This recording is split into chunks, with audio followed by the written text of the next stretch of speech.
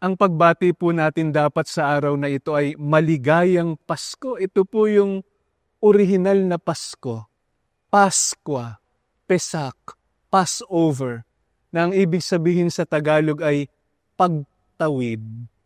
Ang Pasko, ang Paskwa ng muling pagkabuhay ni Jesus ay paanyayang tumawid.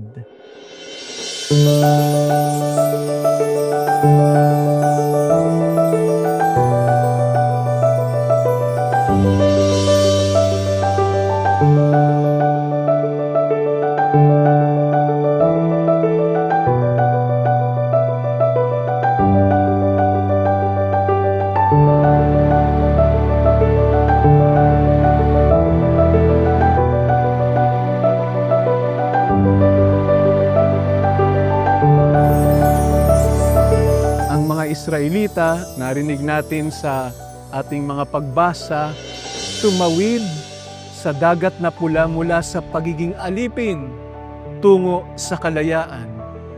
Ito'y pagtawid patungo sa lupang pangako. Si Jesus tumawid din mula sa kamatayan patungo sa muling pagkabuhay. At tayo rin ang mga anak ng Diyos at mga tagasunod ni Jesus, tumatawid din tayo sa binyag. Tumawid tayo kasama ni Kristo sa kamatayan patungo sa muling pagkabuhay. Maraming paanyayang pagtawid sa atin ngayong Pasko ng muling pagkabuhay. Tumawid mula sa kasalanan patungo sa biyaya ng Diyos. Tumawid mula sa galit patungo sa pagpapatawad. Tumawid mula sa pagkamakasarili patungo sa pagmamalasakit. Tumawid mula sa kamatayan patungo sa buhay na walang hanggan. Si Sister Marie po ay isa sa aking mga parokyano. Namatayan po siya ng asawa nung nakaraang taon. At naalala ko po, pagkatapos po ng prosesyon ng Biyernes Santo nung nakaraang taon, habang nagdadasal po kami sa harap ng Santo Entierro dito sa loob ng simbahan, lumapit po siya sa akin. Sabi niya, Father, habang nagpuprosesyon po tayo, nakita ko po na sira-sira na yung sapatos ng iba po nating mga sakristan. Pwede po ba na magbigay po ako ng kahit na 10 na bagong sapatos sa 10 mga sakristan po natin? Si Sister Marie tumawid mula sa pagluluksa patungo sa pagbibigay buhay. Minsan po mayroong isang nanay na lumapit sa akin, iniwan daw silang mag-iina ng kanyang asawa. Iniwan silang mag-iina, sabi na lang daw kasi nung kanyang asawa, hindi na kita mahal. Sabi niya, hindi ko po alam kung paano ko maitatawid yung buhay ng aming pamilya, mapapakain, mapag-aaral yung aking mga anak. Pero naalala ko isang araw, bumalik siya dito sa simbahan. Sabi niya sa akin, Father, bumalik na po yung mister ko. Buo na po uli yung pamilya namin. Pasko na po. Tumawid yung nanay mula sa kanyang galit, patungo sa pagpapatawad at pagsisimulang muli. Sa Ebanghelyo po narinig natin yung bilin sa mga alagad. Tatawid din sila. Babalik sila sa Galilea. Sabi ni Jesus, go back to Galilee. Go to Galilee. At ano nga bang Galilea yung babalikan ng mga alagad?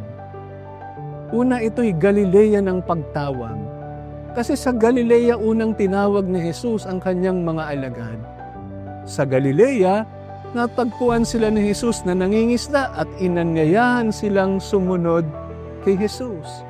Sa Galilea din sila tumugon kay Jesus sa kanyang paanyaya, sumunod kayo sa akin. At ang kanilang tugon, susunod ako kay Jesus. Pagbalik sa Galilea, ito rin yung pagsasariwa ng ating mga pangako noong tayo'y bininyagan. Tayo'y umuo sa Diyos. Tayo ay tumalikod sa kasalanan. Sa Galilea, naroroon si Jesus na tumatawag sa atin at nagsasabing, sumunod ka sa akin. Ikalawa, yung Galilea ng mga takot. Babalik sa Galilea ng mga takot. Alam niyo po, yung takot ng mga alagad ay takot sa mga multo na sila mismo din yung gumawa. Takot sila kasi iniwan nila si Jesus. Ipinagkanulo si Jesus. Itinatwa si Jesus. Tinalikuran nila si Jesus. Ito yung Galileang kanilang babalikan. Takot sila dahil baka madamay sila na sa sinapit ni Jesus. Hindi ko siya kilala. Sabi ni Pedro, wala akong kinalaman sa kanya. Takot sila, kaya nga nagkulong sila, nagtago, lumayo sila. Marahil, sinabi ng mga alagad, umuwi na lang tayo, wala na tayong koneksyon kay Jesus, tapos na ang lahat sa atin. Alam niyo po, katulad din tayo ng mga alagad minsan, natutokso rin tayong iwan si Jesus. Nagtatampo din tayo kay Jesus kapag hindi tinutugunan ang ating mga panalangin. Kapag nabibigo tayo, lagi na lang akong nasasaktan. Hindi naman magandang sumunod kay Jesus, sawang-sawa na akong sumunod kay Jesus. Ngunit ano yung kagandahan ng kwento ng muling pagkabuhay? Tila sinasabi sa atin ni Jesus, iniwan man ako ng mga alagad ko, tinalikuran man ako ng mga alagad ko, hindi ko sila iiwan, hindi ko sila bibitawan. Magtatagpo kaming muli sa Galilea. Mauuna ako sa kanila doon upang tanggapin at yakapin sila.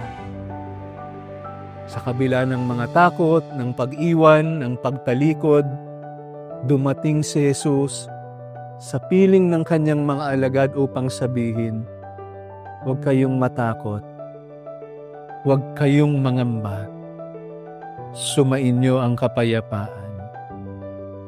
Babalik sila sa Galilea ng bagong pagsisimula. Nais bumalik ng mga alagad sa Galilea upang bumalik sa dating gawi. Sabi ni Pedro, mangingisda ako. Sabi ng ibang mga alagad, sasama kami.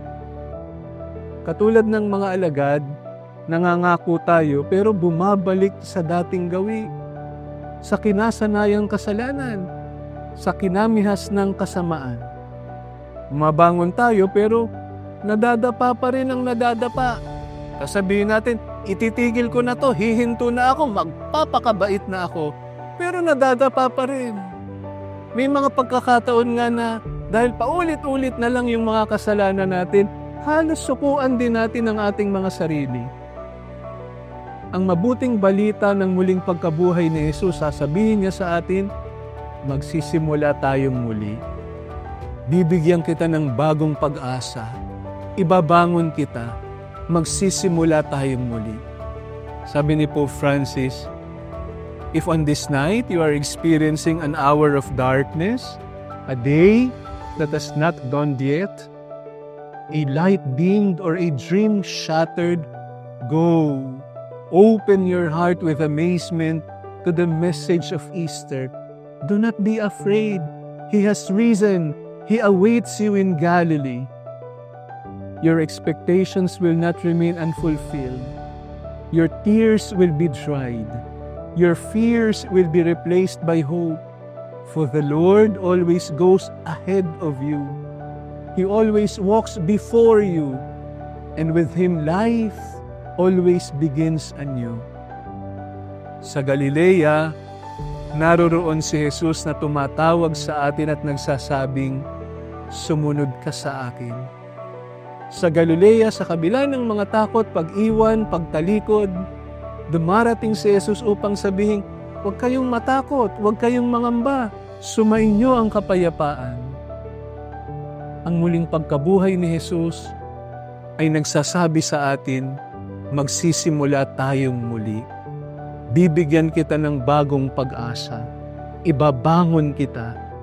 Magsisimula tayong muli. Samahan niyo po akong magdasal. Panginoon, maraming salamat po sa karanasan ng muling pagkabuhay. Sa mga pagkakataong para kaming nalibing sa kamatayan dahil sa kahihiyan, pagtatampo, panlulumo, panghihina, buhayin mo kaming muli. Ipakita mo sa amin ang mapagpatawad na mukha ng iyong anak.